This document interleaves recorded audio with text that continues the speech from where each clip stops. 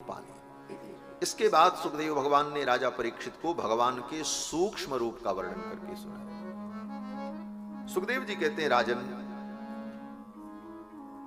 सर्वत्र भगवान की बुद्धि तो रखनी चाहिए, विराट स्वरूप का चिंतन करें, लेकिन एक विधा यह भी है कि योगी वैराग्य संपन्न होकर एकांत में बैठकर अपने हृदय के अंदर भगवान का ध्यान करते, आंखें बंद करके संसार के प्रपंच दृश्य को भीतर न जाने देना और अपने भीतर ही भगवान के स्वरूप का चिंतन करना, ये भगवान की सूक्ष्म धारणा।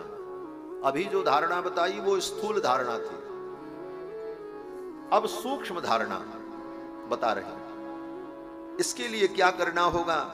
कहते हैं इसके लिए वैराग्य की आवश्यकता होती है। जब तक वैराग्य नहीं तब तक स्थूल रूप में भगवान को देखने का प्रयास करो, लेकिन जब वैराग्य दृढ़ हो जाए तो फिर अपने हृदय में सूक्ष्म परमात्मा का दर्शन करो। बोले वैराग्य क्या है? तो वैराग्य का मतलब सुखदेव जी कहते हैं कि तुम्हारे जीवन की आवश्यकताएं जितनी कम हो जाए, अपने जीवन की आवश्यकताओं को आप जितना कम कर लो, कम से कम में काम चलने लग जाए, तो समझो आपके अंदर वैराग्य आ गया। और कितना कम? बोले जितना कम हो सके। अंतिम सीमा बताई। अब उस अंतिम सीमा तक तो सब नहीं जा सकते हम आप, परंतु जानना तो चाहिए। सुखदेव जी कहते हैं अपने जीवन की आवश्यकताओं को कम से कम कर लो। कितना कम? बोले अगर हो सके तो इतना कर लो कि तुम्हें कपड़े की भी जरूरत न पड़े। बोले महाराज कैसे रहेंगे, नंगे घूमेंगे? सुखदेव जी कहते हैं राजन, जितने कम में हमारा काम चल जाए, हम अपनी आवश्यकताओं को कम कर लें। कितना कम कर लें? तो कहते हैं कि चीराणि किम पथि न संति दिशंति भिक्षाम। बोले महाराज पहनने के लिए तो कपड़ा चाहिए। बोले अंग ढकने के लिए कपड़ा अगर चाहिए तो सड़क के किनारे कितने कपड़े पड़े रहते हैं, लोग फेंक देते हैं। जो जिनके उपयोग के लायक कपड़े नहीं रहते तो लोग फेंक देते हैं। उन्हीं कपड़ों को लेकर के धो करके अपने अनुकूल बना लो, अंग ही तो ढकना है। कहते चीराण किम पथि न संति, क्या रास्ते के किनारे पड़े हुए कपड़े अब नहीं मिलते? मिलते। चीराण किम पथि न संति दिशंति भिक्षाम, क्या व्यक्ति भिक्षा के लिए, भोजन के लिए निकलेगा दिशाओं में तो क्या उसे भोजन नहीं मिलेगा? कोई न कोई दे देगा।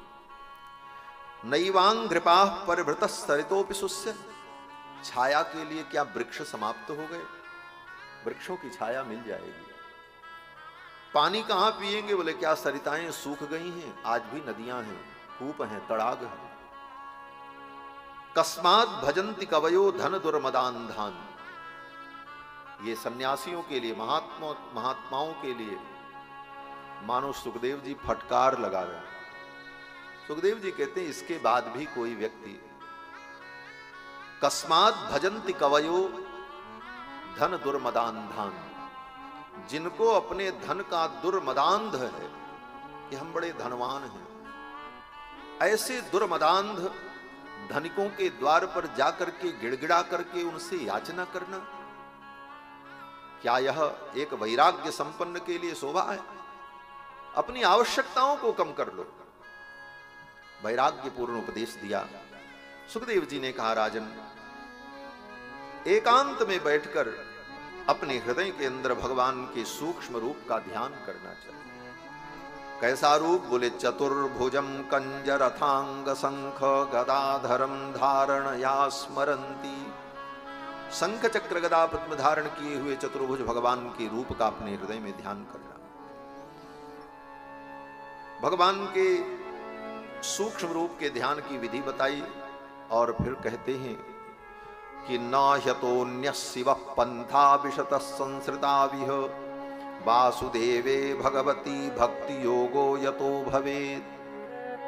जीव के कल्याण का यही मार्ग है कि भगवान के चरणों में हमारी भक्ति हो।